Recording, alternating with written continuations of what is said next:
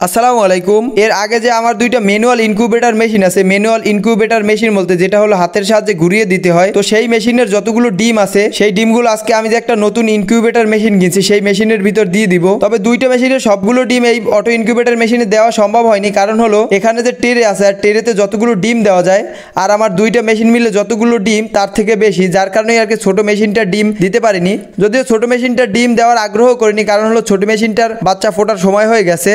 তাই আমার যে বড় ম্যানুয়াল ইনকিউবেটর মেশিনটা আছে সেই মেশিনটার ডিম আজকে আমার যে অটো ইনকিউবেটর মেশিন আছে সেই মেশিনে দিয়ে দিব। পাশাপাশি আজকে কিছু দেশি মুরগির ডিমও দিব, দেখবো যে কোন ডিমটা বেশি ভালো হয়। যেহেতু এটাই আমার প্রথমবার, এর আগে কখনোই আমি এই ইনকিউবেটর মেশিন দিয়ে কোনো বাচ্চাই ফোটাইনি, তার জন্যই আর কি পরীক্ষামূলকভাবে কিছু মুরগির ডিমও দিয়ে দেখবো যে ফোটে কিনা। তবে আমার বড় ম্যানুয়াল ইনকিউবেটর মেশিনটা আছে সেটাও আমি কাজে লাগাবো। মানে এই যে ইনকিউবেটর মেশিন, এই ইনকিউবেটর মেশিনের দুইটা পার্ট হয়, একটা হলো হ্যাচার আর একটা হলো সেটার। সেটার বলতে আপনার কোয়েল পাখির ডিম 1 থেকে 15 দিন পর্যন্ত সেটারে থাকবে, আর মুরগির ডিম 1 থেকে 17 দিন পর্যন্ত এই সেটার ট্রেতে থাকবে। তারপর ডিম ফোটার যে বাকি 3 দিন সেই 3 দিন হলো হ্যাচার ট্রেতে দিয়ে দিতে হয়। তাই আর কি আমার যে অটো ইনকিউবেটর বড় মেশিনটি আছে ওই মেশিনটি আমি সেটার হিসেবে কাজ করব, আর আমার যে বড় ম্যানুয়াল মেশিনটি আছে ওই মেশিনটি আমি হ্যাচার হিসেবে কাজ করব। ডিম ফোটার 3 দিন আগে আমার যে ম্যানুয়াল ইনকিউবেটর মেশিন আছে ওটার ভিতর দিয়ে দিব। এর কারণ হলো শেষের 3 দিন আপনার ডিম ঘুরানোর কোনো দরকার পড়ে না, ওরা নিজেরাই বাচ্চা ফুটে বের হয়ে যায়। তবে ডিম মেশিনে দেওয়ার আগে বেশ কিছু কাজ করে নিতে হয়, যেমন আপনার যে মেশিনটা আছে মেশিনটাকে ভালোভাবে জীবাণুমুক্ত করতে হয়।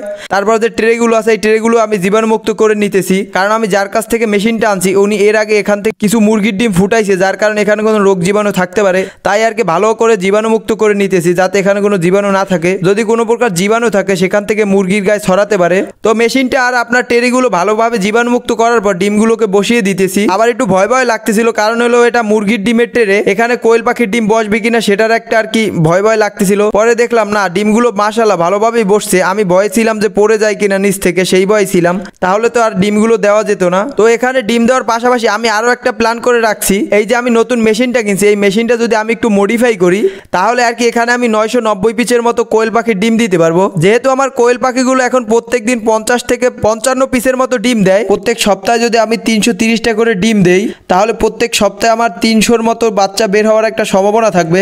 তবে সেটা করতে একটু লেট হবে, কারণ এটাকে মডিফাই করার দরকার আছে। তো মডিফাই করার আগে আমি আর কি পরীক্ষামূলকভাবে এগুলো দিয়ে দেখছি এগুলো থেকে বাচ্চা কিরকম ফোটে, আমার ডিমগুলো ঠিক আছে কিনা, এগুলো বীজ ডিম কিনা, তারপর মেশিনের সবকিছু ঠিক আছে কিনা, কি পরিমাণ আমি হ্যাচিং রেট পাই এখান থেকে, সেগুলো দেখার পরই আর কি আমি এই প্ল্যানটা করব।